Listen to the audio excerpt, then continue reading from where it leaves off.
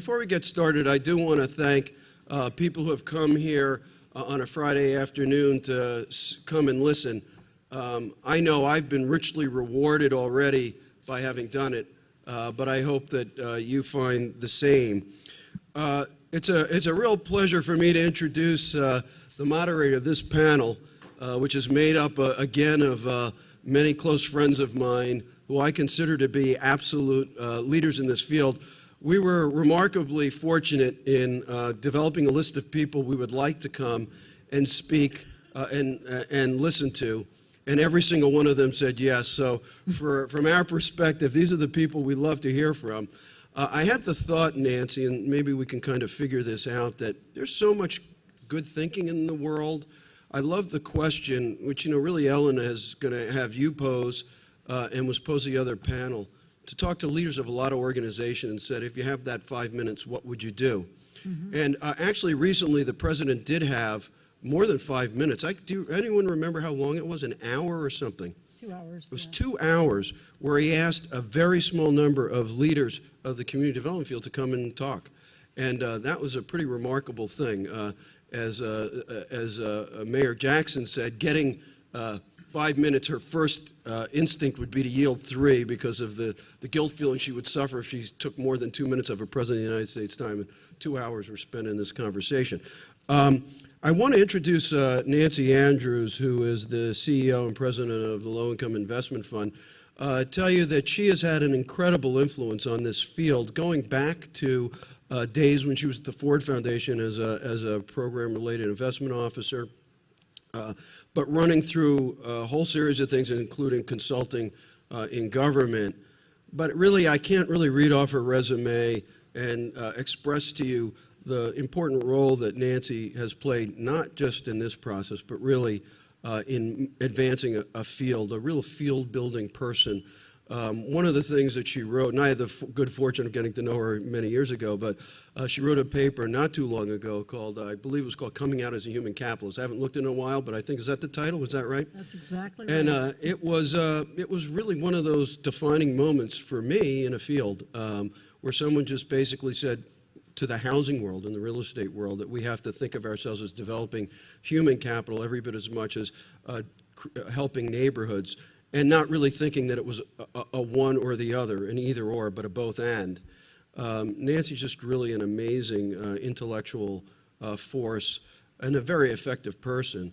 And it's really a great honor to have her here, as well as up on the podium moderating this exceptional group of people. And we're shifting the field now to talk a little bit about how capital providers view the world and how we try to get capital into these communities and what they see when they look out from where they are as to what the opportunities look like. So with that, let me turn it over to Nancy. Well, thanks, Eric. That was one of the nicest introductions I think I've ever had, and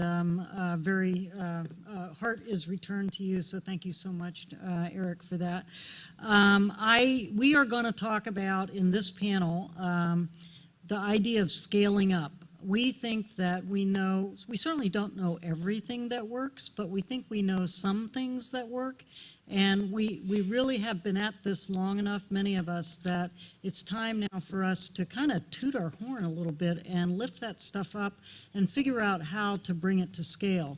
We know that to succeed in doing that, we need the public sector, we need the private sector, and we need the capacity that has developed in the nonprofit sector on both sides, on the physical redevelopment side of things, on the human development side of things, to make it work. I loved, as Eric was doing his opening remarks today, I really loved some of the words he was using. We've talked a lot in the previous panel about the idea of collaboration or collaborative leadership. In some ways, it honestly doesn't matter who it is that's taking the leadership role. There needs to be a leadership role that is assumed by a capable, competent partner that believes in the idea of leaning on others around him or her to help get the job done. That could be the public sector, it could be nonprofit organizations, it could, in some cases, it's philanthropic organizations.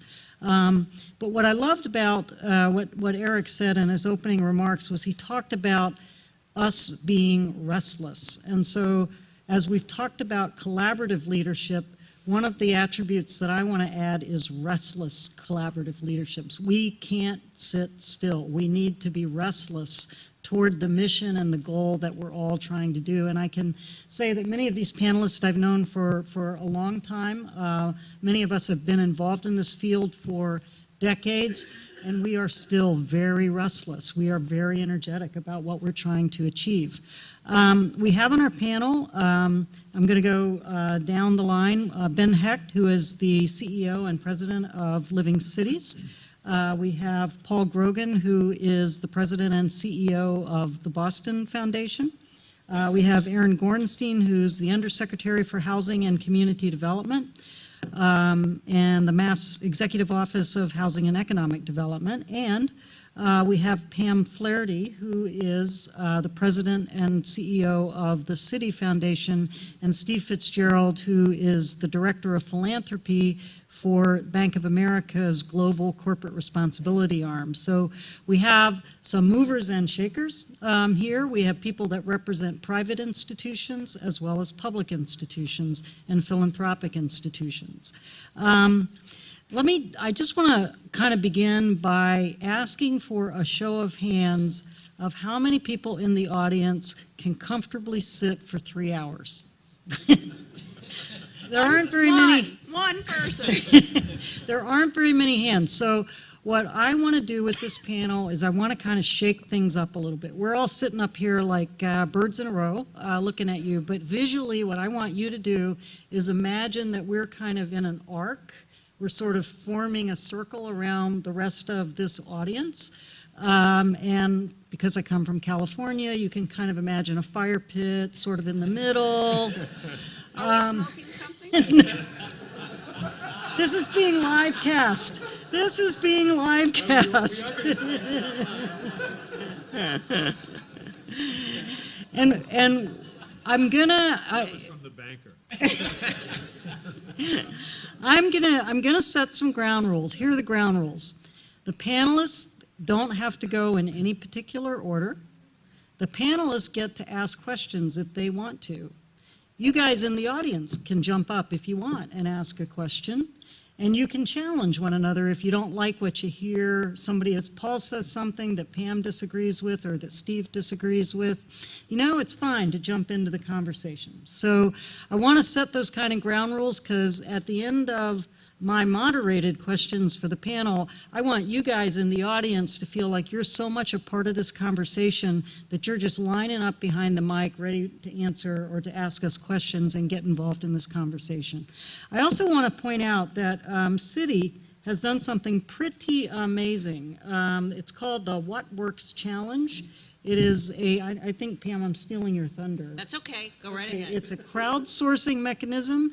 What we are trying to do is get ideas from people. We're trying to do this in an open source and broad source way, and it's a way for you to plug into this project, the What Works project, to give us ideas, to give examples, and get involved in the project and participate.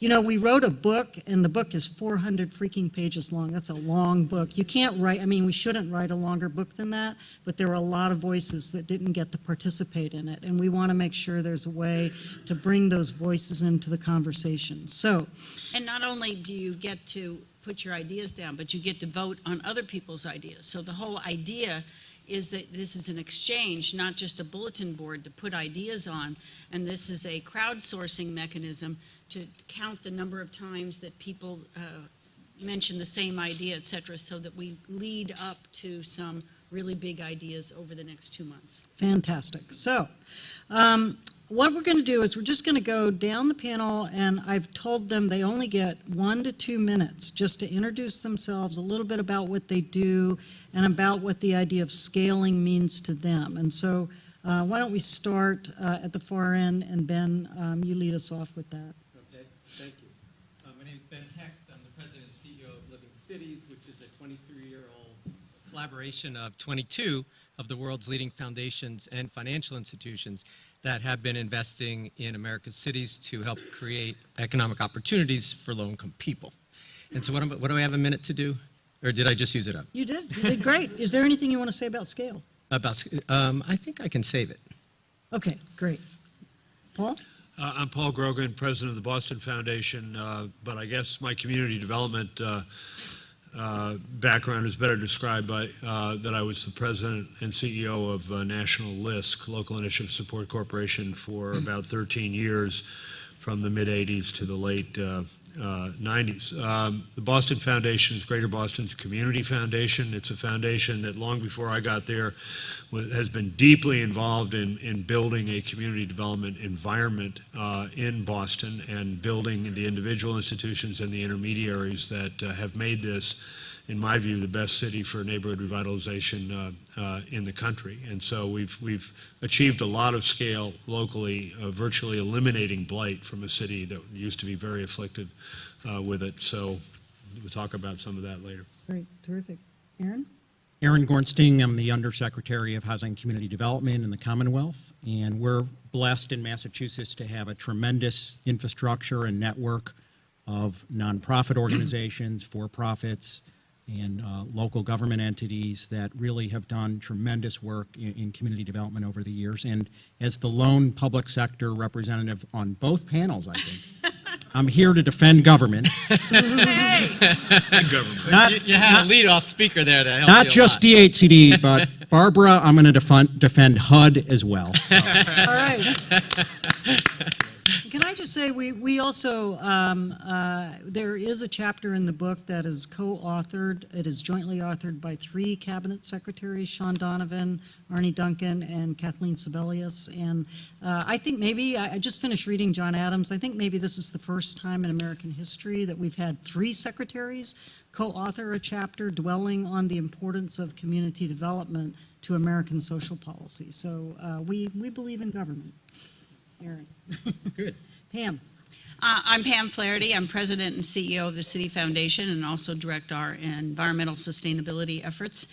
And we're very focused on economic progress and financial inclusion of lower income people in the places where a city does on-the-ground business, both in the U.S. And globally.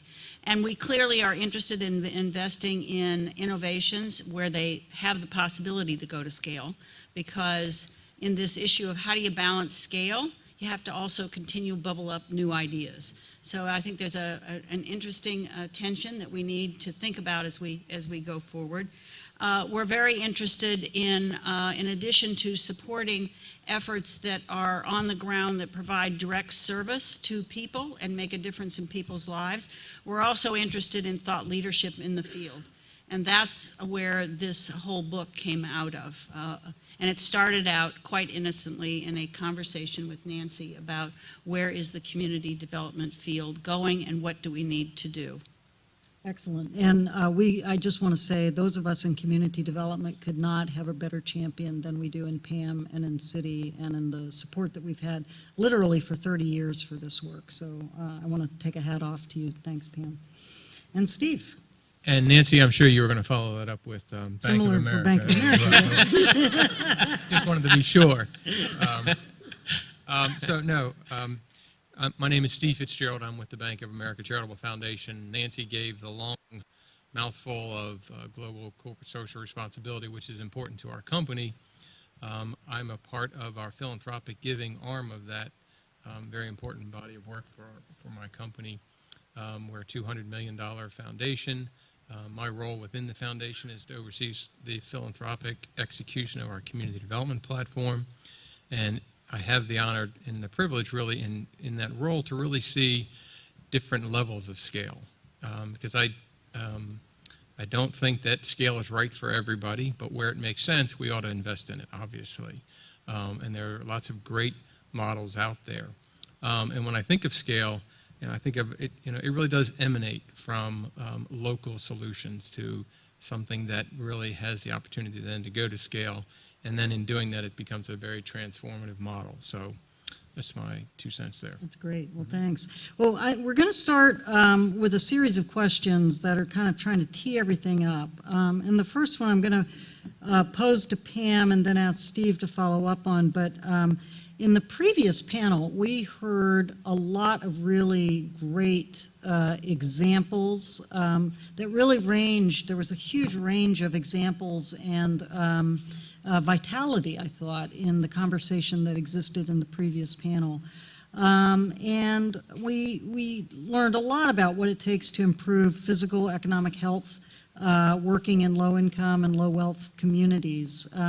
So, you know, both Bank of America and Citi, while you all represent the philanthropic arm of those institutions, you're part of institutions that are investing institutions that have enormous scale in the United States and elsewhere. And so if you could think from the perspective as an investor, how do you see your institution, the capital side as well as the philanthropic side, trying to engage in and scale the kinds of things we were hearing from the previous panel? So Pam, if you would lead off on that. Well, let me just start out by saying that the book came out, and we have been having these conversations in communities across the United States because every community needs to engage in this conversation. And so the Fed and different parts of all around the United States are engaging in this conversation with local actors. And the question that we posed to ourselves after the book came out and after these conversations started was, how do we actually take this to action? What are we going to do about this? Because there are some very clear themes that come out of the book, and you've heard all of them. They have to do with collaboration. They have to do with bringing a set of actors to the same table to work on these issues.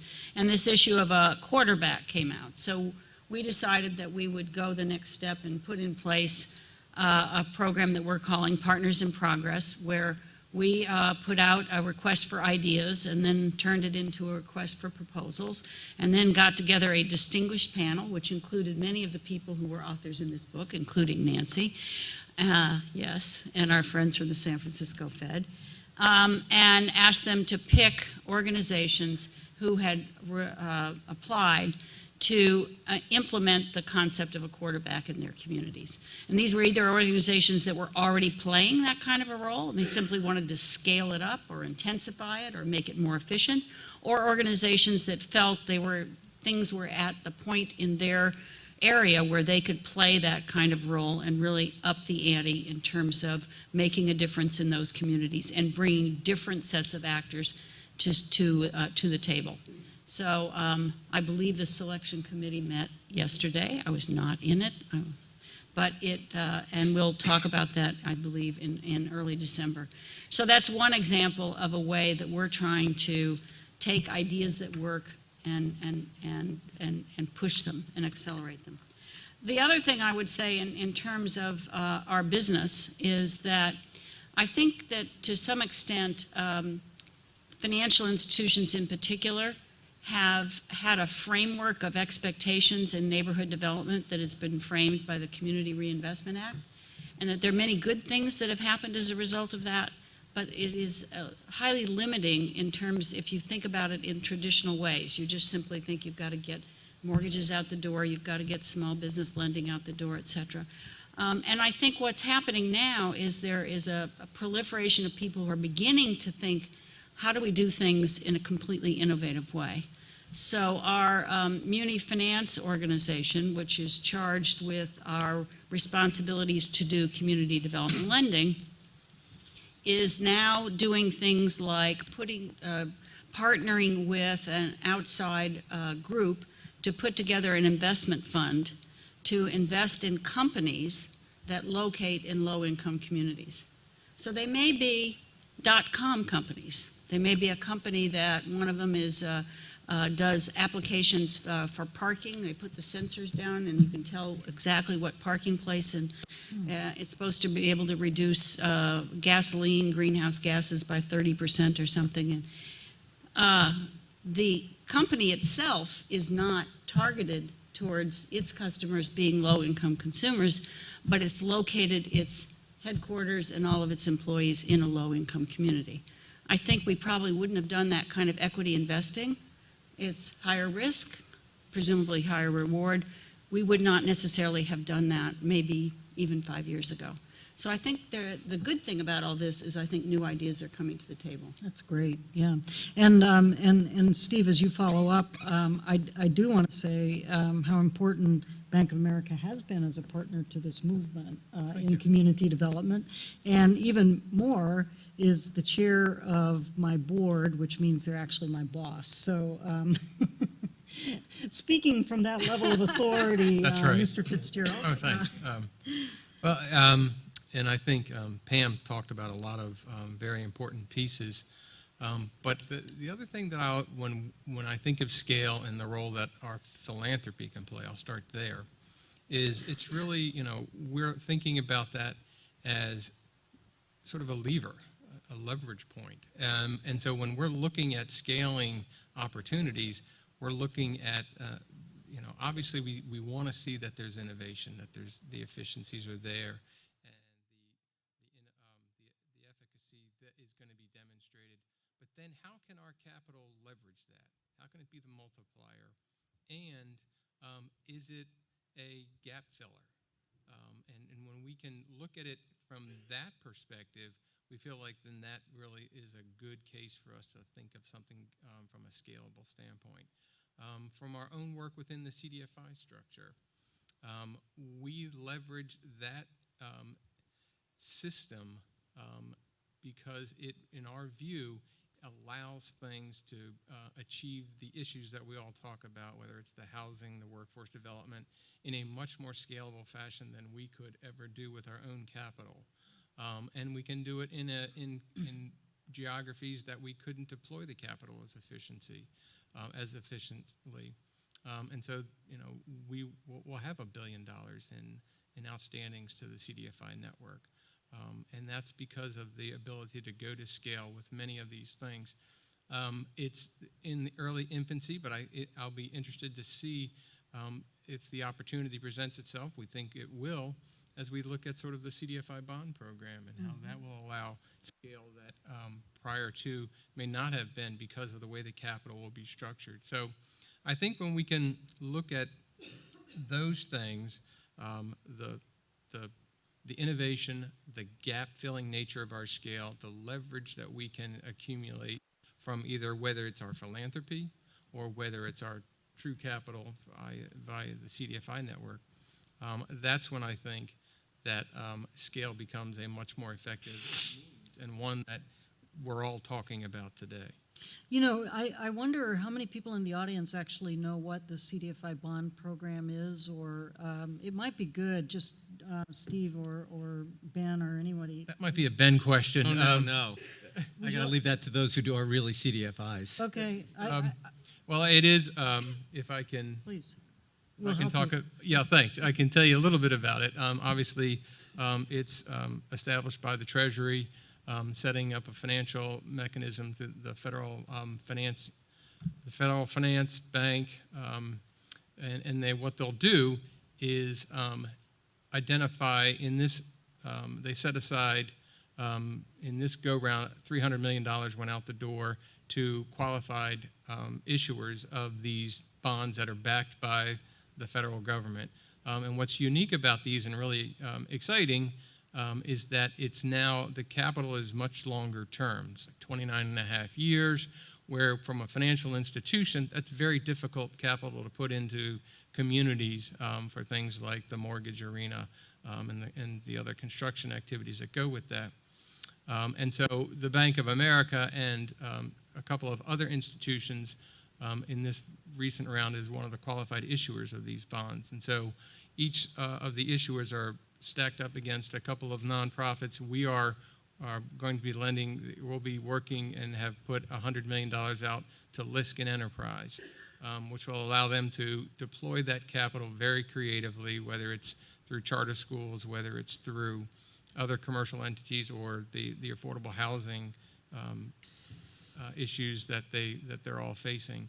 And so it's one that is, I think, another innovative approach to really trying to put the capital of and marry up the various entities into the market in a way that before was much more difficult from a financial institution perspective.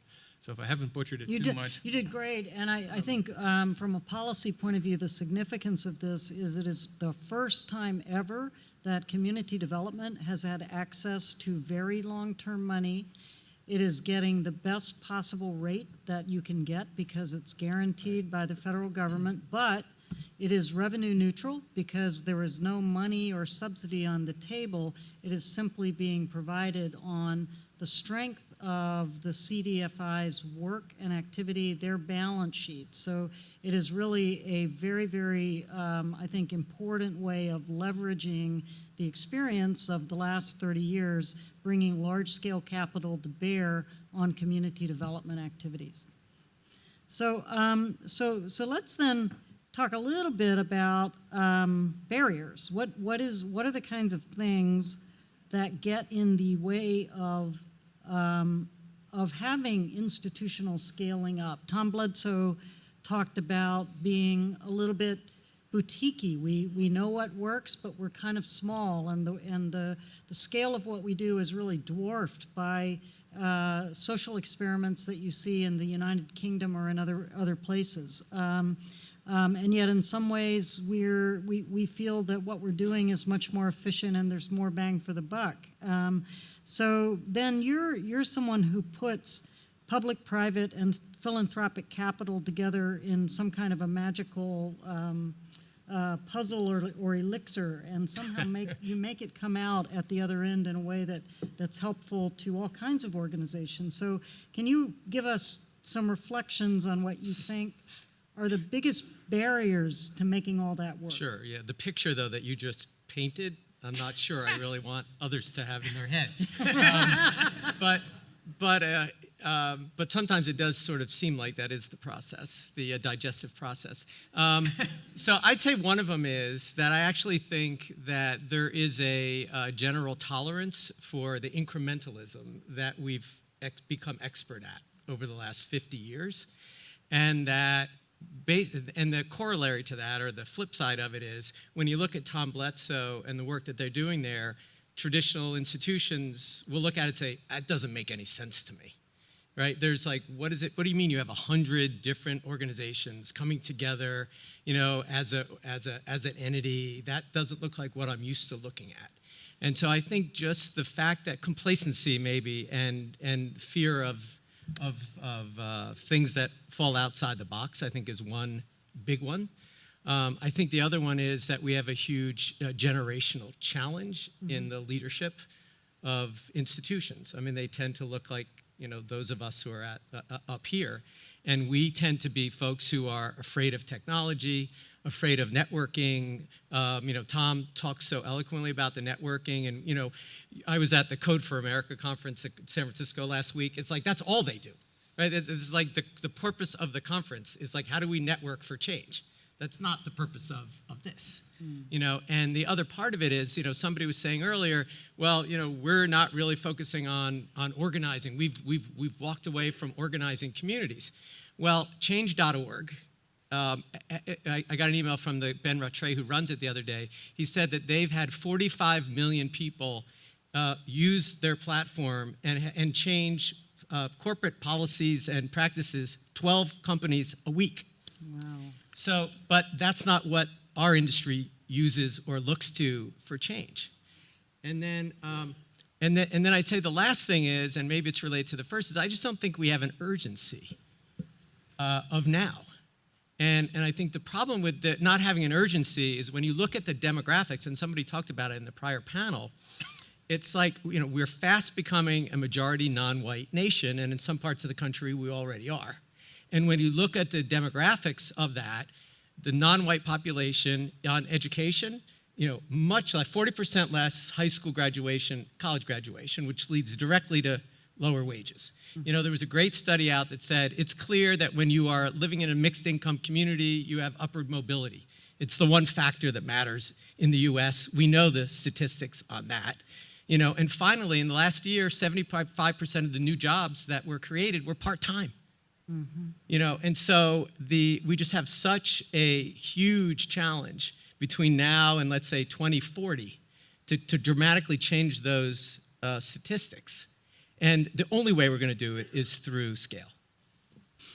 Wow, that's something. I'm almost afraid to ask Paul Grogan to jump in on that conversation, but Paul, you're someone that many of us have looked to as really one of the leaders of what we think of as the modern day community development movement. And you're working in an environment that, as you described, is very fertile. It's a strong community development area. So maybe you could comment a little bit on the points that Ben has made, but also your own thoughts about what are the things that get in the way and how we break them down. Well, we've decided that one of the biggest things that gets in the way of scaling things that work, community and local initiatives that work, is dysfunctional public institutions or underperforming public institutions. Can I get my rebuttal now? And what that has led to is the foundation playing an unusually large role in public policy in the city and in the state. And we've led efforts, quarterbacked, I guess you could say, efforts to sweeping reform of our community college system here in Massachusetts, and sweeping reform of our K through 12 system here in Boston. And what was at stake there in the K through 12 is we have, for whatever combination of luck and skill, we have some of the best charter schools in the country, but their growth has been retarded by politically imposed caps. We've moved those caps, but we haven't gotten rid of them entirely. And so lots of black and brown children who are doing very poorly in the regular public schools would be thriving in expanded charter schools, and they're being denied that because of politics. But we have found that the foundation, with other independent civic, business, and community leaders, can be that independent voice that overcomes the usual political calculus of obeisance to public employee unions in that case. And we've really accomplished some striking things.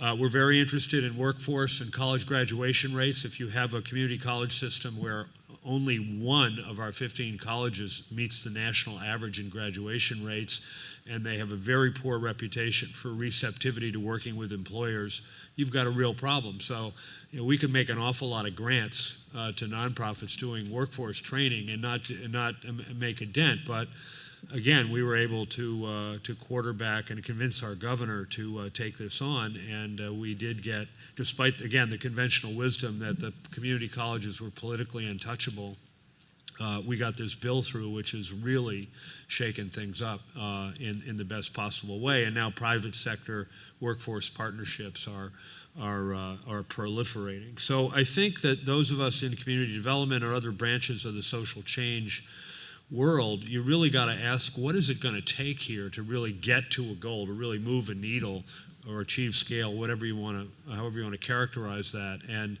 in most cities, you're going to come back to just institutions that aren't doing their job but are in the way and are consuming an enormous amount of public treasure, and that has to be dealt with. The good news in our experience is you actually can do something about that. It was really, I was surprised, to tell you the truth. But legislators, and governors, they spend all day with interest groups every day. And so when independent people get involved, credible independent people get involved, it makes them sit up. So we've been able to accomplish some, unlikely things. So that's a perfect setup for Aaron. And Aaron, He was talking about the public schools. But, I'm going to assume that you kind of are looking at folks like me and people like Paul and some of the people that you saw on the panel before and feel like we're all right. And you're probably interested in leveraging the kinds of stuff that we do. But tell me from the point of view of someone who's a caring and friendly public sector partner, What are the kinds of policy changes that you would see that would make this stuff and make us get to our goals more easily? Sure. Well, the first policy change is the obvious one, which we need to hold on to the funding we have at the federal level. And Eric mentioned the low-income housing tax credit and the new markets tax credit and the others, and we can't take that for granted. So that's not a new and innovative idea, but it's something that we all have to focus on in the coming months. And as Congress is considering corporate tax reform, a lot of what is talked about in the book and on the panel wouldn't happen, and as Eric said. So that's one thing. The second is, I really think we have to invest in the organizations themselves, as the previous panel said, particularly the nonprofit organizations, and to support them, not so that they have to rely on developer fees, but to really support the operations of the organizations, particularly the community development corporations. And that's why we're launching the Community Investment Tax Credit Program, which actually today, the notice of funding availability is out, and the CDCs are eligible for this new tax credit, first in the nation, to up to $3 million starting out, and then $6 million, not to support real estate projects, but to support the organization's business plan and implementation of it. That may include comprehensive community development projects, but it may include human resource development, job training. It depends what's in their plan, and they decide what they submit to us, and then we support the organization, not for 1 year, but for at least 3 years. So I think that's another public policy initiative that I feel very strongly about and I'm excited about, to be able to build up the organizations that are doing the tough work on the ground and to really support them, not with over-regulating them, but giving them flexible funding. We do that with the community action agencies, and the Community Services Block Grant Program doesn't get a lot of attention, but it's absolutely critical to the CAP agencies in that flexible funding to run the programs that they run. So those kind of softer operating support programs is something I wanted to emphasize. And the last piece is the toughest, which is interagency collaboration. And my experience is at the state level, not the federal level, but kudos to Secretary Donovan for the Sustainable Communities Initiative, because it really got a lot of things going at a regional level in Massachusetts, both through MAPC and then out in Western Mass. And there's a lot of great things that are happening that are now being implemented as a result of those different federal agencies coming together, and we're really trying to parallel that effort in the Commonwealth. So I think there's a lot of great things that happen. Unfortunately, there's no more funding left for sustainable communities. I wish that when we start these pilots and these experiments, that we can keep them going for more than a couple years, because you're just sort of getting to the implementation phase, and then, there's no more money to not to say they haven't leveraged other funding, but you still need to stick with these organizations and these initiatives for several years. So, and those are a couple of the public policy focuses that we're working on. You know, I'm struck actually by one of the points that you made, which is there are a lot of things that we kind of take for granted in this country. I mean, it's sort of like they're not sexy anymore because they're not new, and we sort of consign them. They're part of the woodwork, if you will. The low-income housing tax credit, the CDBG fund, probably at this point the CDFI fund money, which provides the kind of equity for CDFIs that I think you're trying to create for CDCs here and is desperately needed.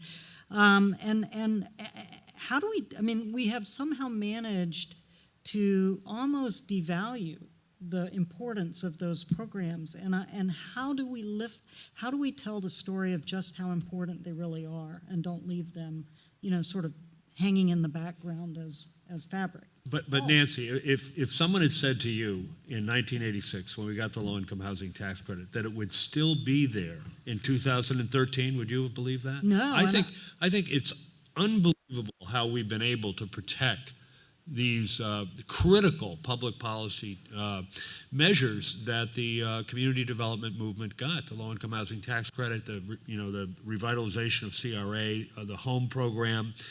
For a period of time in Fannie and Freddie's heyday, a lot more responsiveness from them, and the new markets tax credit. I mean, the community development movement got all those things.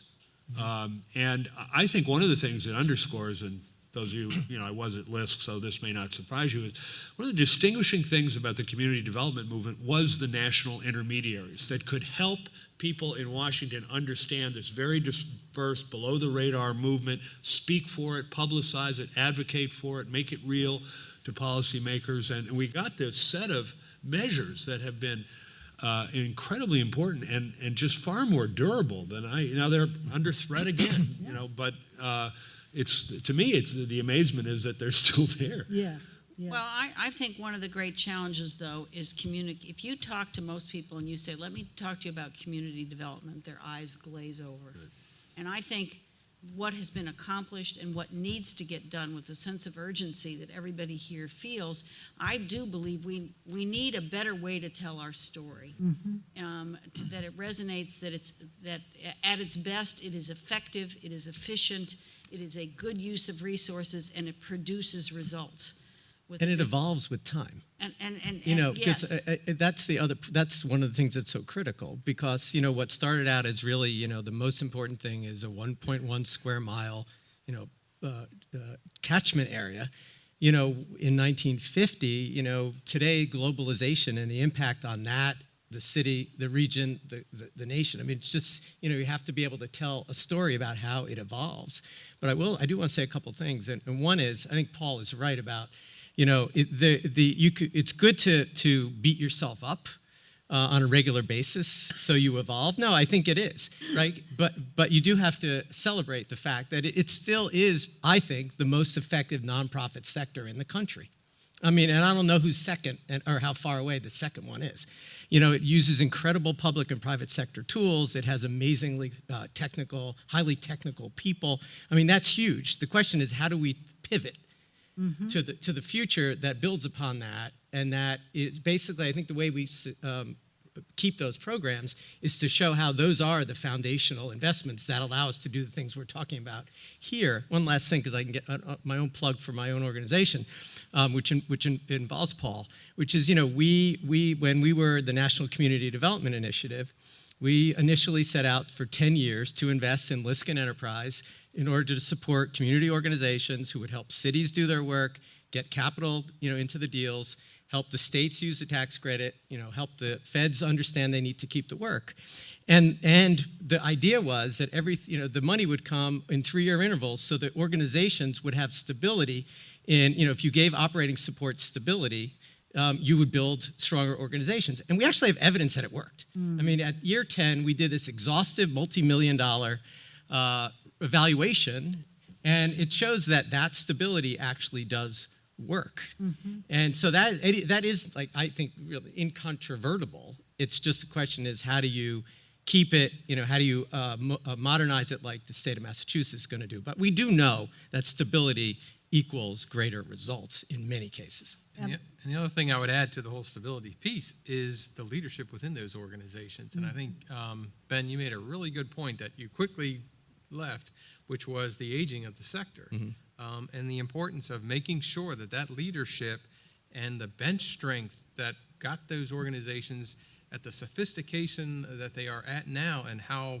sort of all-encompassing many of them are really emanated from that strong leadership. And as that ages, that's another piece that, and I think that's what Aaron was getting to as well, to really make that equity investment in the organization and that leadership, or many of these organizations will falter unless we ensure that leadership is sustained.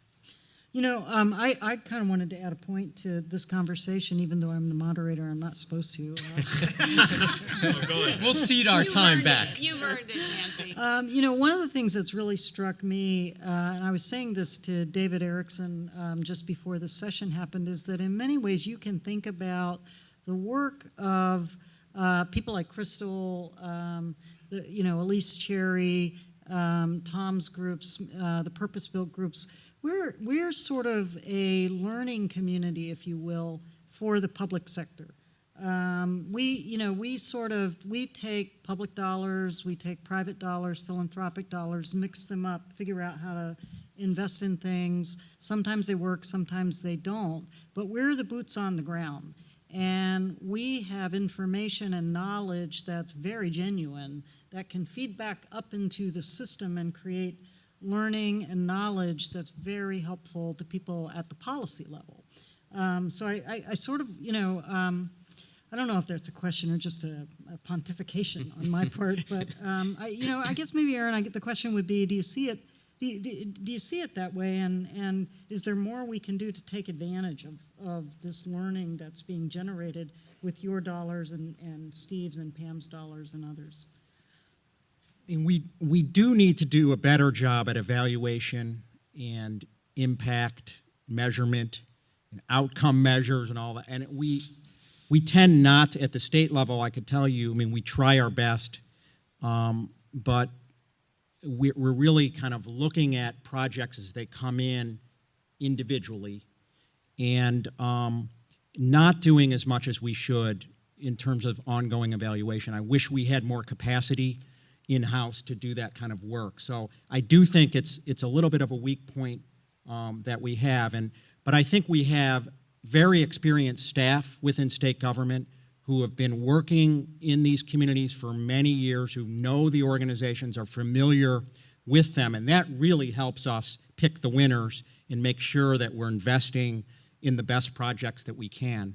But not everything you fund, you're going to take some risks, and that's okay. Not everything is going to succeed 100%. But most of what we've been able to fund, I think, has succeeded quite well. A few haven't.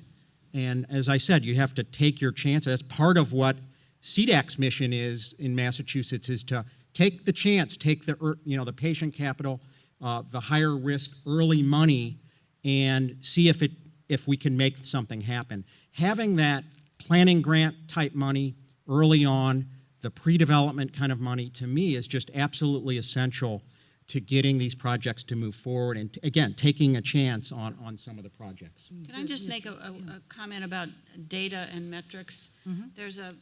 There are several chapters in the book that refer to this, and I think one of the great challenges and one of the exciting opportunities is the flood of data that's available. And one of the points about this quarterbacking and bringing all these different voices to the table is not just bring everybody to the table and have a kumbaya session.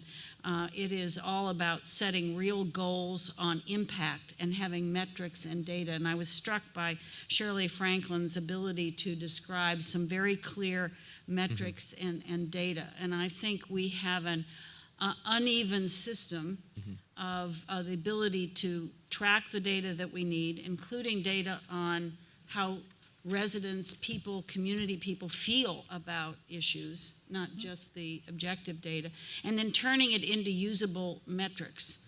As I said, it's very exciting, but I think it's one of the big challenges for cities, for government, for nonprofits, for all of us engaged in this field, is to really get the right data and metrics and set the right goals, and then hold ourselves accountable with a sense of urgency that we're going to change things.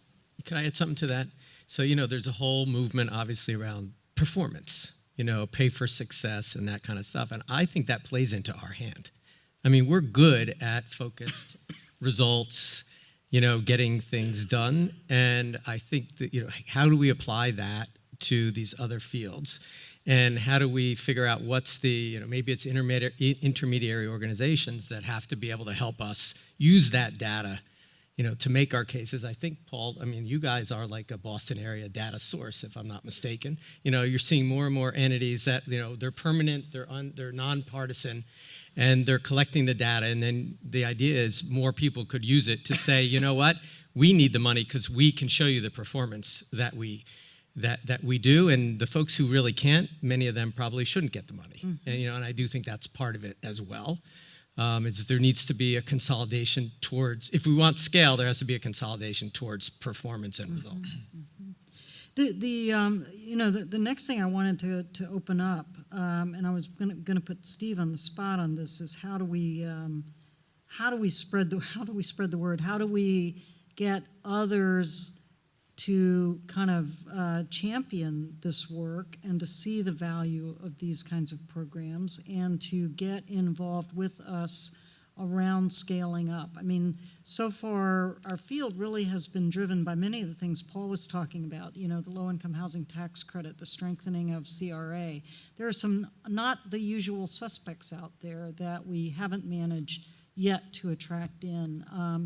Any thoughts, Steve, Pam, on how we get the not the usual suspects to work with us? Well, I think all of us were hitting on it. That data is an enormous piece of bringing the non-usual suspects, because at the end of the day, I think it's going to be driven by sort of their own respective business models.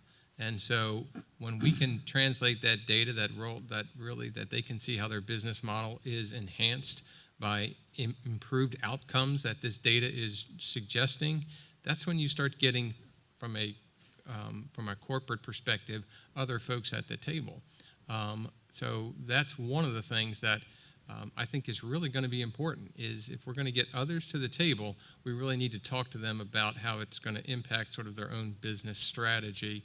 And all of us look at our own business model and the way we deploy, whether our philanthropic capital or other capital, with that lens in mind. And so we need to be able to talk to those others that aren't at the table from that perspective would be one thing. And then just the obvious is the role that we can play as conveners to bring these issues continue to the spotlight, whether it's our work with and convenings such as this, or whether it's things like the annual survey that the Nonprofit Finance Fund puts out about the state of the sector and where they're at.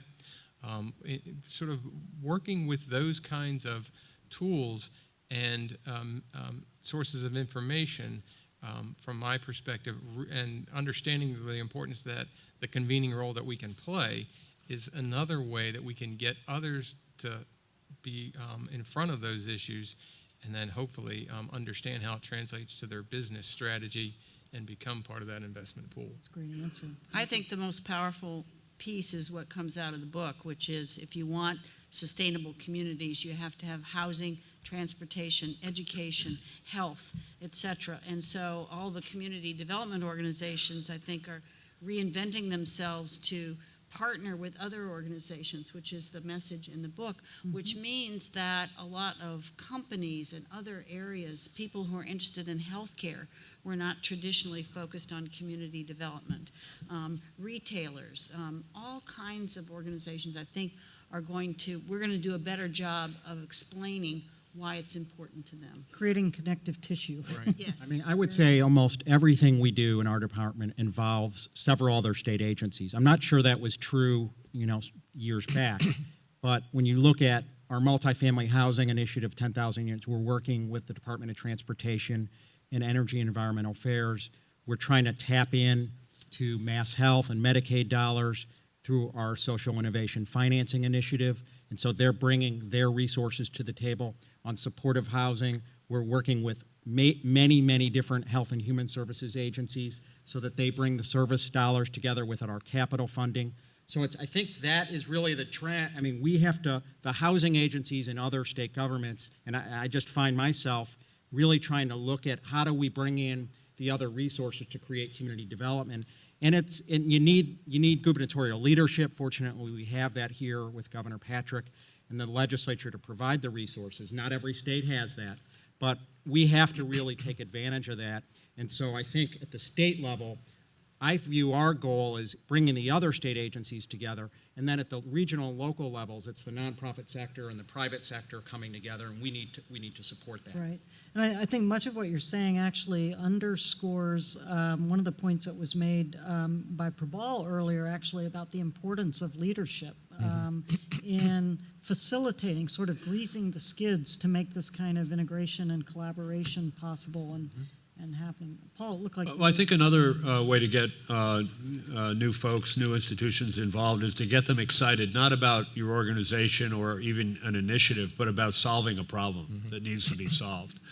There's so much out there in terms of people believing that nothing works. And there may be good individual programs, but the overall problem is getting worse and worse. We had a great illustration of this in Boston where Boston had prided itself for a long time on the number of our high school graduates who enrolled in college. Well, no one had ever looked at completion rates until we funded a study about 4 years ago, and it was absolutely devastating. I mean, I'll just give you one fact that this study established, that if you're an entering ninth grader in a district high school in Boston, you have about a 7.5% chance of ever obtaining a post-secondary degree, 2 or 4 years. And it was on the front page, and it was absolutely devastating. But the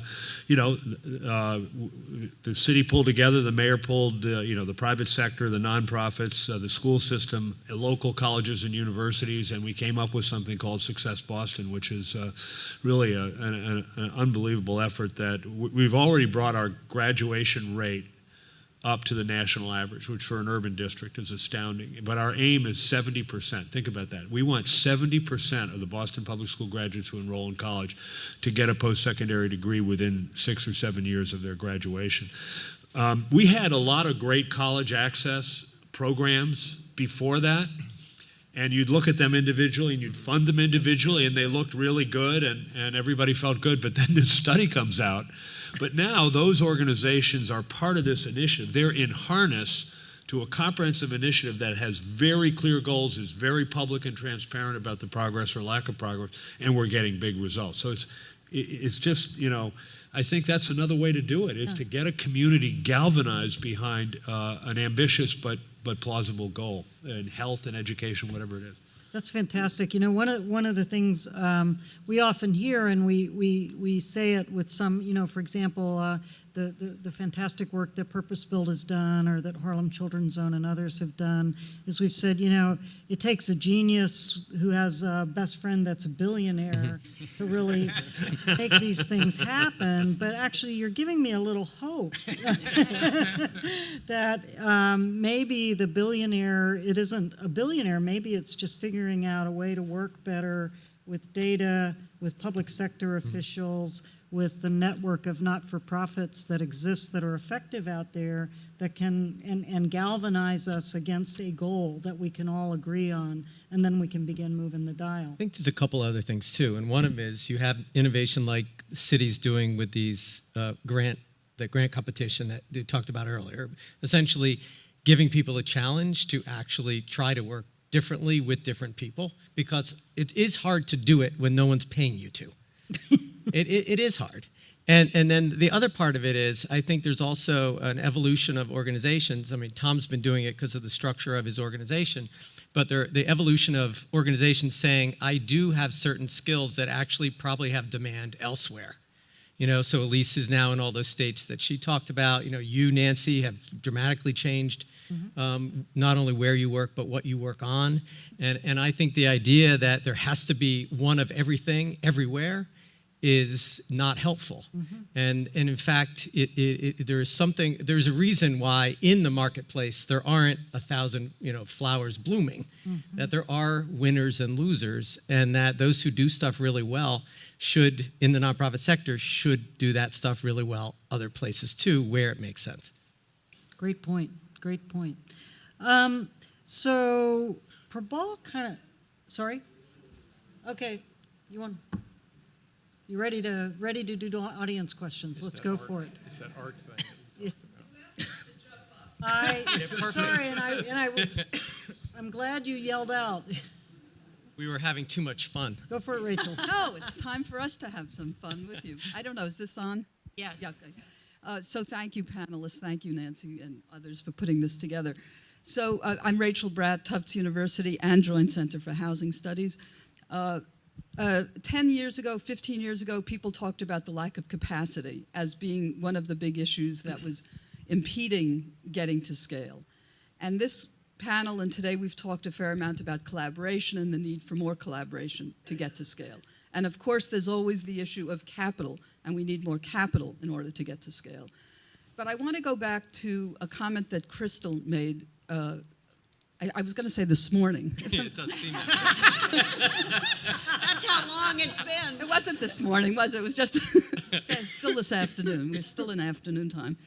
And when we look around our big cities and look at the most challenging and challenging neighborhoods in our big cities, it feels like just capital and just capacity and just collaboration is not going to quite do it, because we are still dealing with a whole set of institutional and political and economic structures in our cities and in our society that are impeding our ability to get to scale. And I think Crystal really raised this at the prior panel, and I just wanted to put that to the panel about, so what are we going to do about some of these big, more intractable issues? Because we figured out capacity and we know what we need.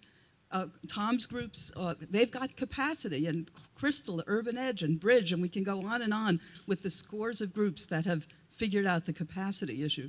But what are we going to do about some of the more gnarly, intractable problems that really continue to work against the community development agenda?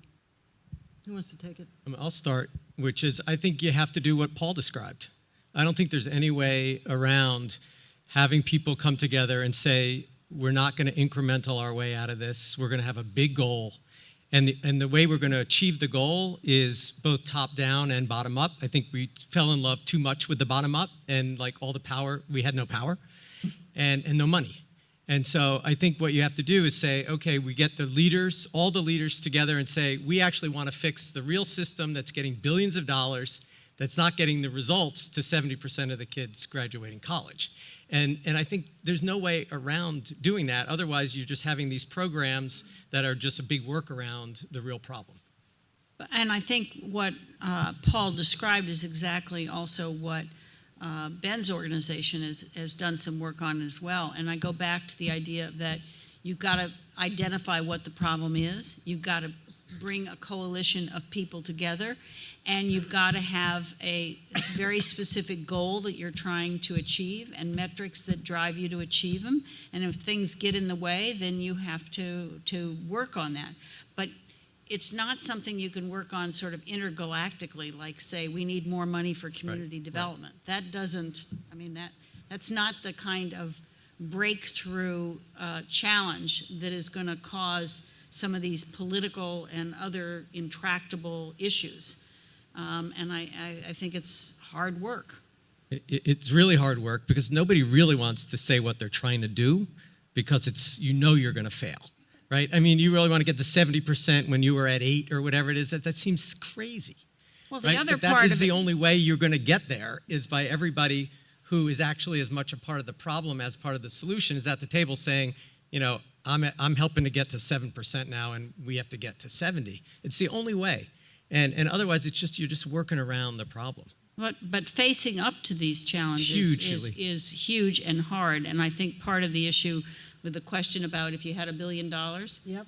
if I were the president, I'd say back, well, show me $1 billion worth of stuff that we're doing that we should quit doing in order to do the stuff that makes more. And until we can do that, I don't think we'll have a good sales pitch. So I have two questions over there first, and then someone here has their hand up. I don't know who's running the mic. You may want to walk up to them.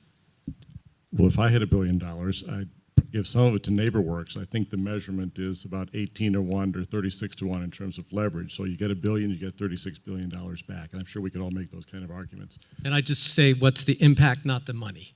Because that's the other problem we have is we're great at talking about leverage, but not about the results that it brings. And that is part of the data-driven thing that I think that Pam is talking about. Yeah, but don't get overly caught up in that. I think that there's a lot of measurement going on. We spend a lot of time measuring and complying with lots of stuff that we're given by our good friends in the movement. But I think impact needs to be told, but there's a lot of other stories that we need to tell as well as what impact is. I'm trying to figure out what scale is and where this goes in terms of scale. I think that in this morning's conversation, there was a version of where the $1 billion would go with people who are operating at super levels, and those the rest of us who are more granular, and then them smaller than us. We're a community development corporation from Boston, and we do some work in the region. I think there may be a certain tension that when we go now to conferences, NeighborWorks or elsewhere, it's everybody's got to get to scale. I appreciate Paul's comment on what scale meant to the city of Boston, though, because if we do look around, a lot has been done in various neighborhoods, and there's 2 CDCs in Boston. Some would say that's 1 too many. Some might say there's 2 too many. But in any case, it's led to progress throughout the region. I think I'd like to have some conversation and some feedback on what scale means and where it's going, how people get funded, because if Tom gets funded, are we going to get funded? If Tom is there in those groups that are throughout the country getting the $1 billion, well, I'll give you some, Tom. Don't worry about it. But I'm concerned about how people view the smaller groups, and I relate this to the political argument that we're having right now, not argument, but in the tension in the country. I think a lot of what the work of the smaller groups do is mobilize the political forces that help keep the kind of programs that are useful in the world. And so I worry about larger institutions not having the political pull, being able to talk to a few, but the smaller groups, us and others, have day-to-day contact with local political leaders who mobilize all the forces and help create the wonderful programs we do have here in Massachusetts that Aaron runs. And we don't have a one-stop pending, Aaron, so it's okay to say that, right?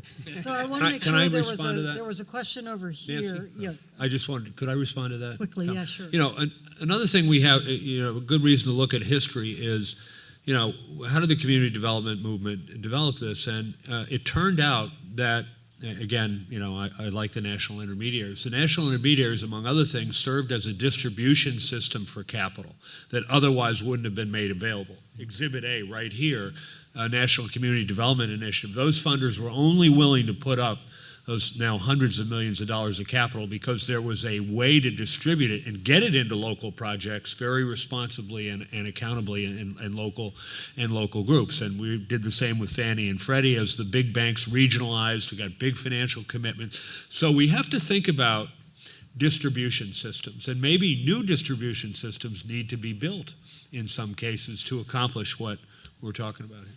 I So- think, well, Go ahead. I really think there's room for both.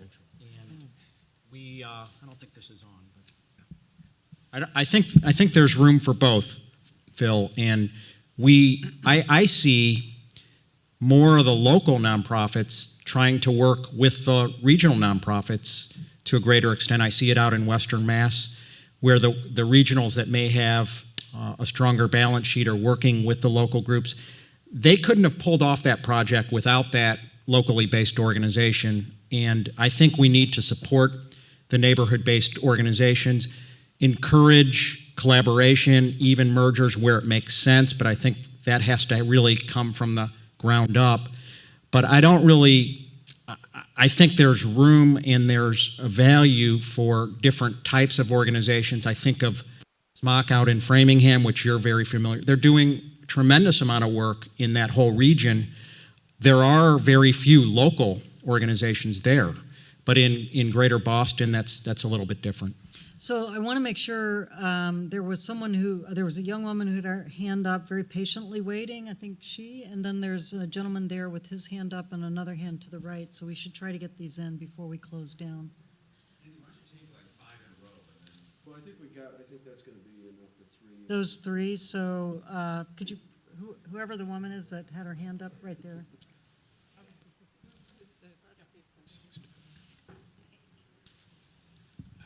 Hi.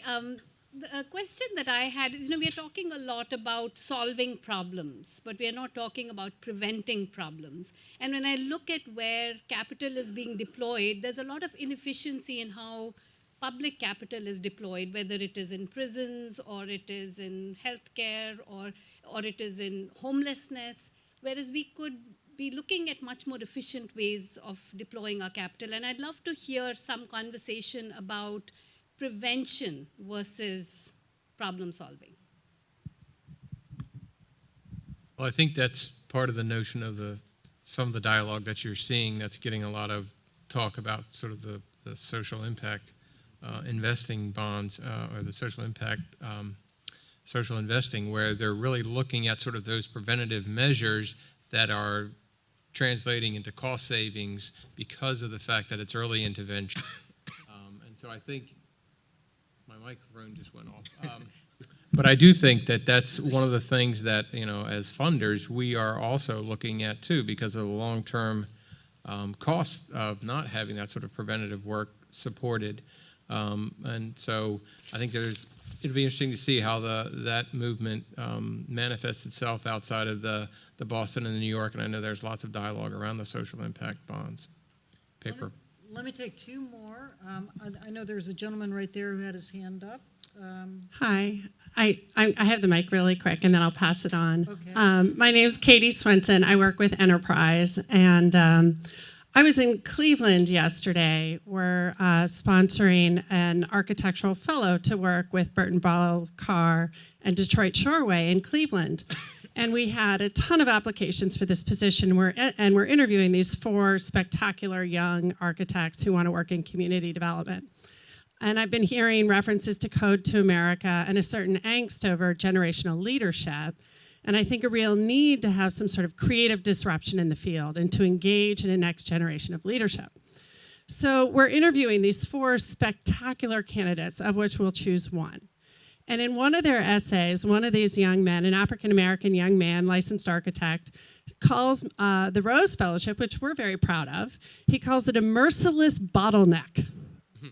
And I thought to myself, well, that is the single best critique of my program I have ever heard.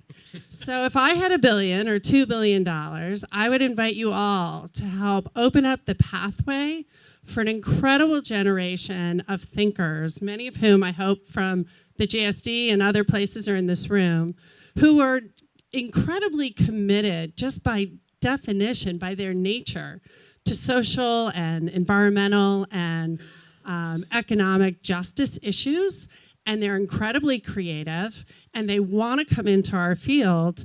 And the table that we're currently setting, I think we should get rid of the table and sort of throw a bigger party and invite a next generation of catalytic leadership. Are you passing the mic over to the gentleman in the, yeah. Oh. It's a really important question. No.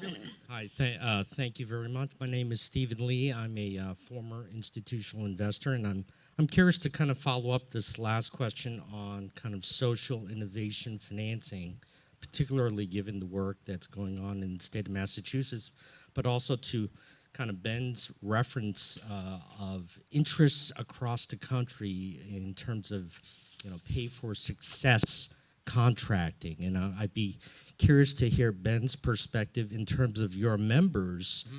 What are their views of such an instrument? Mm-hmm. And, I think B of A and Citi and Boston Foundation, I'd also be kind of keen as to any initial impressions for this type of instrument as being something that you'd be interested in being involved in. And then lastly, for Aaron, just 1 or 2 lessons learned about the process so far to date in the Commonwealth as far as social impact bonds. I think that was 4 questions. Apologies. I thought you were going to say in terms of state government as a whole. You could answer that. Do you want to go first, Aaron, or do you want to? Go ahead. So I think generally speaking, people are excited about the concept as much for the reason that Gita said than anything, which is it's actually a way to, it's a road in for government to think about having their funds get better results. And I think that in my mind, there's a real analogy to the social impact bonds, to the community development movement in 1986, 1991, which is people aren't sure about it, they're skeptical. It's essentially going to be funded with grant money for a while. The real risk is going to be grant money until it's actually proven over the next few years, and then the amount of grant money will go down, the amount of other debt and other equity will go up. But we're investing in the ROCA deal, assuming it happens here in Massachusetts, for the very reason that we think it's important to prove out that it can be done without Mike Bloomberg, and that it's not 70% guaranteed, and that there is something about stopping the problem, preventing the problem, and doing it for less money and getting more results. What about from B of A or? Yeah, I'll just say we are looking at that model, and we have folks who are looking at how best we would be able to participate in that kind of framework. But I think to Ben's point is sort of the return of your capital, the return on the investment, the long-term nature of when those savings are realized is something that you have to build into the model. And so but it's something that we really are taking a look at. Anybody else? Aaron? Well, I think the lesson is it takes a while to put it together. We've been working on it for about a year, but it will be launched soon. The ROCA piece is separate from what we're working on chronically homeless individuals with the Mass Housing and Shelter Alliance and the Executive Office of Administration and Finance. And we're very, very close, right, Deborah, to getting that going. And however, I would say, and there's a savings that has been calculated of $3,000 per household per year. I was expecting that number to be higher, quite frankly, but that's kind of the number that ANF came up with. So that's one piece.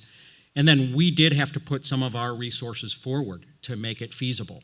So, and I tend to agree with what Ben's saying about it's probably going to be grant money early on, but we'll see. We've got to get it out the door, and I think the organizations that are involved are very excited about trying to raise the private capital, and so we'll see how it goes. So the last question is Joe Kreisberg in the back, who I want to also recognize, a co-sponsor of the event with MACDC, and someone I know who has paid great attention to the topics we're talking about. I guess co-sponsoring has its privileges. So, you get the thank you, final Eric. question, yeah. Final question, that's great, because it's really a question I think we can walk out of here with, which is really, it's about scale. And I think one of the challenges with the conversation and the question of scale is scale what? Scale organizations, scale products, scale systems, scale impact.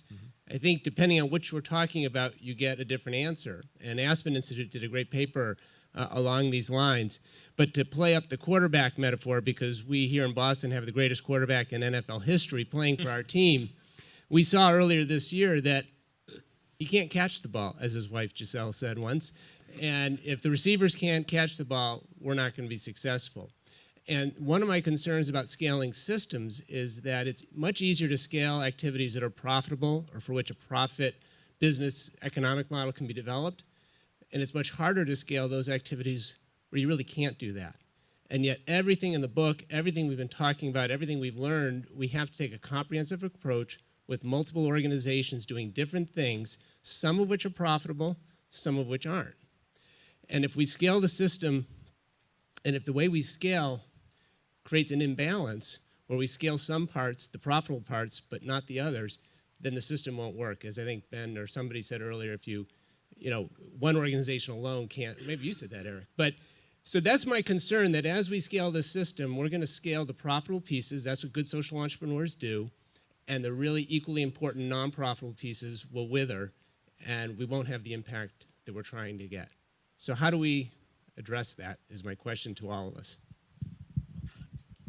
Any From the takers? It's a panel, strong has the- question, who but has It's all the just courage. for pondering. it's to I would mull. just, No, my Pam, one please. sentence response would Yeah. be that there's a role for philanthropy.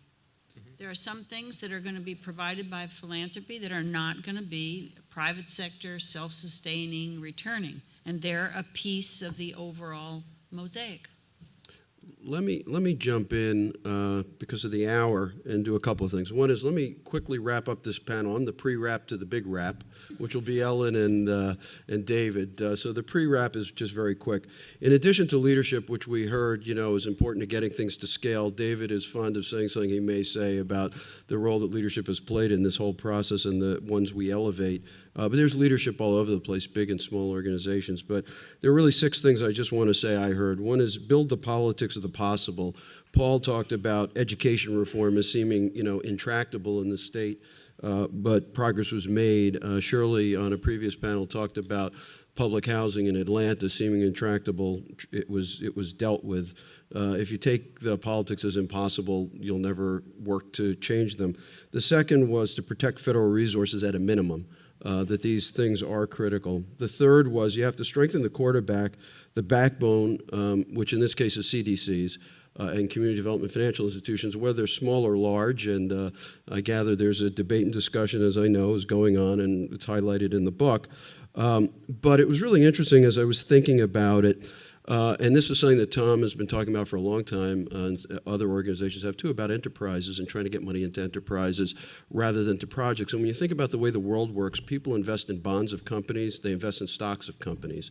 But everything here has to be done on a project-by-project basis.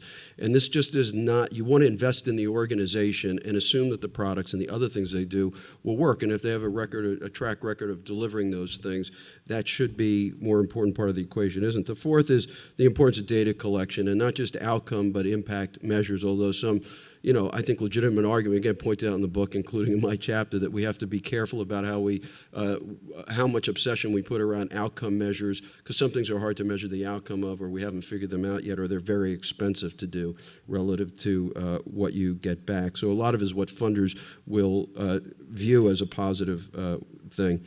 The fifth was to think big, and we heard that a number of times, but this time it came up with Ben, it came up with Pam, it came up with everybody basically, Paul, that we have to get beyond incrementalism, that's not really where we're at. We have to be thinking bigger to get there, and we have to have innovation, and we have to bring the next generation in, and I think, we are, but I think we haven't quite fully cracked that nut.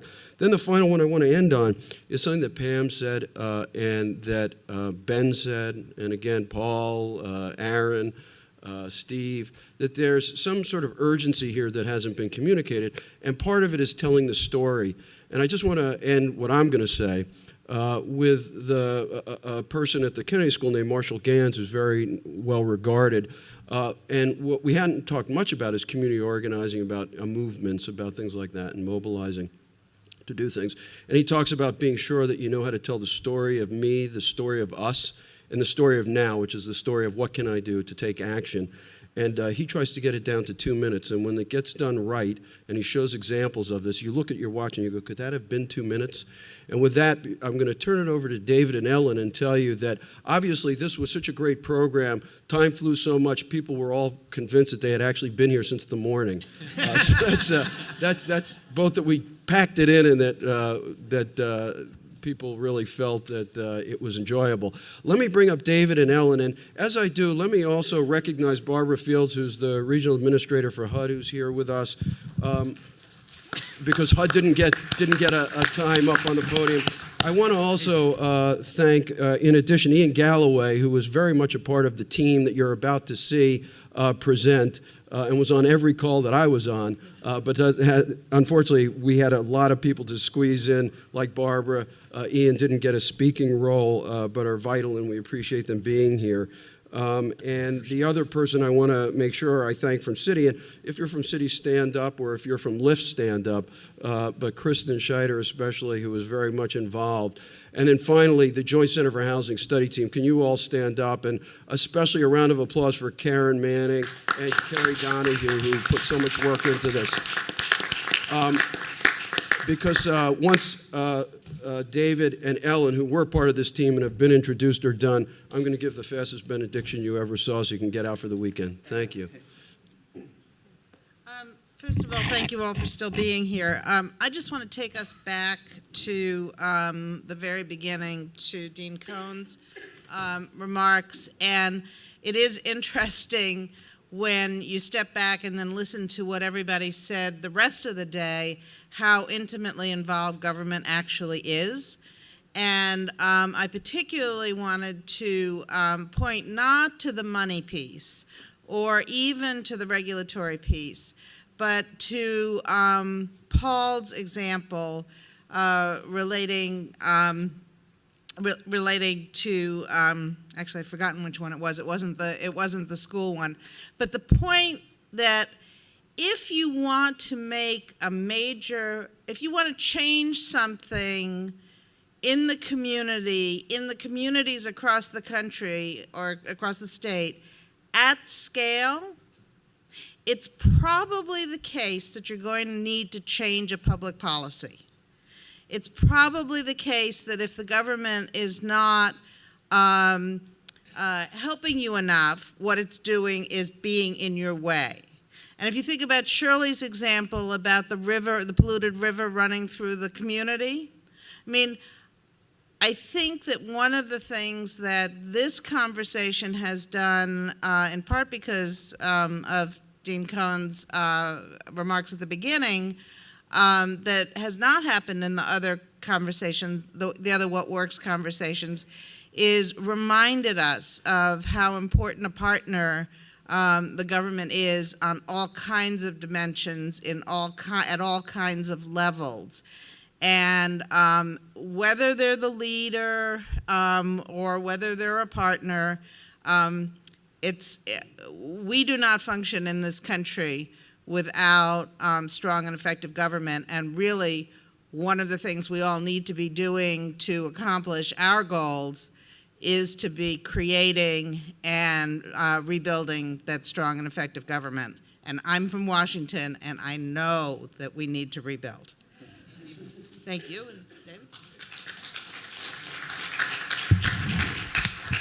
Alan, thanks for those remarks. And I do want to thank Eric Belsky and the Joint Center. I mean, in the community development movement industry, they are the brains of the outfit, and we are very fortunate to have them. And I just want to thank you again for that. And one of the things I grew up in the 70s and 80s, and I was always envious of the 60s generation because I thought, oh, that'd be so cool. They hung out, they took a lot of cool drugs. You were on the bus or not on the bus, and everything seemed real. You could imagine everything new, and there was so much creativity at that time. And I thought, I'm very upset that I was born when I was born, and then. And now I'm more envious of any of you who are in the audience or watching online that are in college or graduate school or early in your careers, because you are going on for a wild ride. Because in the next 2 years, everything changes. And you're going to be really instrumental. I'm very glad we brought that point up about sort of the generation change and young leadership. You are going to change this industry in dramatic ways. And to do that, I really am going to encourage you to read all 440 pages of this book, because it really does sort of ground the conversation in sort of some principles and some concepts. It ratchets it up in some ways. The first section, and just really briefly to go over the book, the first section is really background. Where we come, Alex von Hoffman wrote a piece basically from Jane Addams and the settlement movement in the 19th century to Jeffrey Canada, the Harlem Children's Zone. It's really this 100-year sweep of the whole industry. It's very helpful. The work that Alan Berube did talking about the changing nature of poverty is really important too, because some of the things that this system was built to take on, like the inner city poverty, is one of the changes of poverty of the last 40 years is the fact that there are now more poor people living in the suburbs than living in inner city, right? So there's very important changes like that. The number of people who live at below half the poverty line is skyrocketing. That's another change that's happening that we have to deal with. So getting a grounding in that is really important. The work that Eric wrote about in terms of what are the models at work was really helpful. So being familiar with that would be great. The middle section is all about the debate. We tried to open it up. It was modeled after the op-ed page of the New York Times, and it's just all kinds of crazy ideas in there, whether it's impact investing or using data. Lots of Jack Shonkoff talking about brain malleability from 0 to 5. I mean, those are really important ideas to just throw into the hopper. We don't know exactly how they'll land, but they're really important ideas. One of my favorites is from Risa Lovizo-Mori, head of the Robert Wood Johnson Foundation, the world's largest foundation focused on health. And she said, look, in the very near future, we'll look back on this time and wonder why health and community development were ever separate to begin with. So really important ideas there. Then we get the last piece is an effort at synthesizing it. And so if you read only one chapter in the book, I'd really recommend reading Ellen Seidman's chapter. She did this amazing job of taking all of these different voices, all of these different viewpoints, and coming up with some themes that I think are really helpful. Also, Nancy and Nick Ratsinas, another Harvard person, had a really great chapter about sort of what we need to do going forward. And I would kind of focus you a bit on the chapter that we did on Ian Galloway and my colleague Naomi Citrin and I on, we call it Routinizing the Extraordinary. That's a title, that's a subtitle in Langley Keys's book, Strategies and Saints. Those of you who may know Lang, who was at MIT for many years.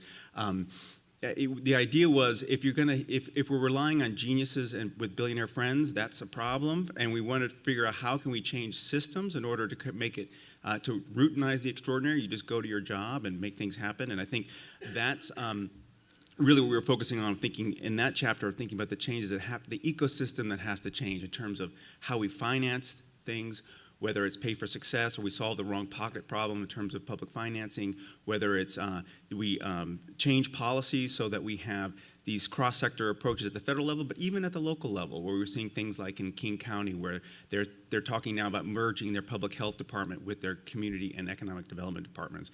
You're seeing a lot of interesting changes in the policy realm, and then data and measurement being so key, that we all don't have the same compass, that all of us who are working in different sectors can't coordinate and communicate our efforts effectively, and that's going to be really important. The urgency point that someone brought up I thought was really helpful, and I'm almost done, I promise. But the thing that I've been thinking a lot lately about is that I just turned 45. I really desperately want to retire when I'm 65.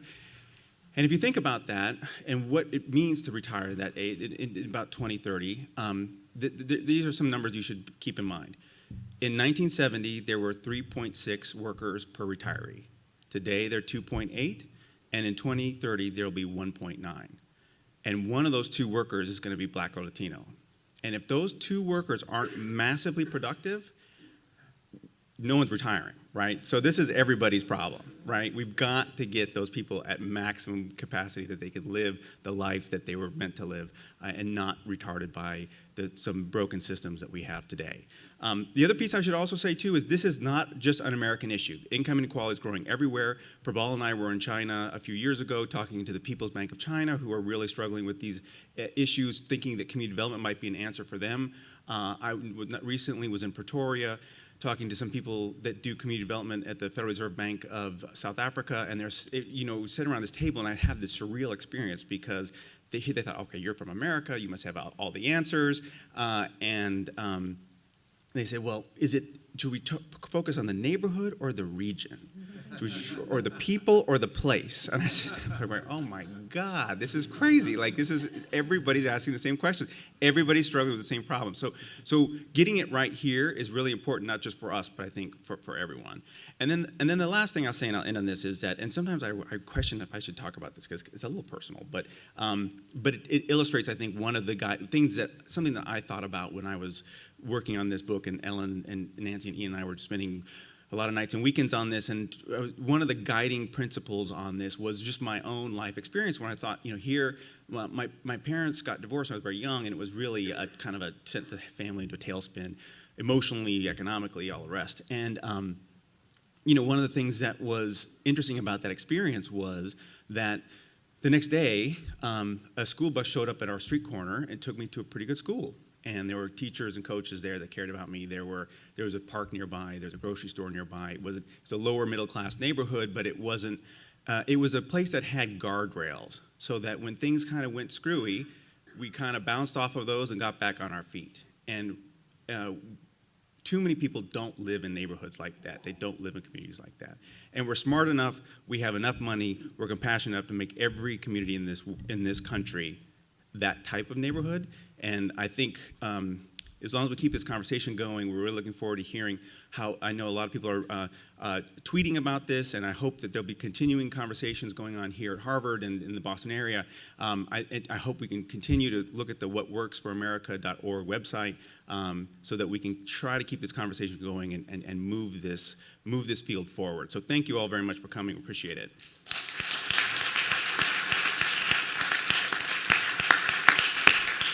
Well, I think you all got a sense of the spirit and the energy and the ideas that are just bubbling forth as a result of this book and effort.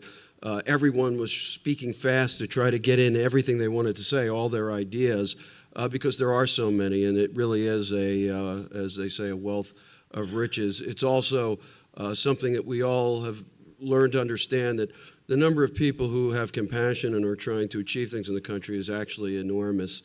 And when you try to get these civic engagements together, you get business leaders together with community organizations, together with government, together with representatives of a variety of different organizations, and you can't get them to pull on the same oar.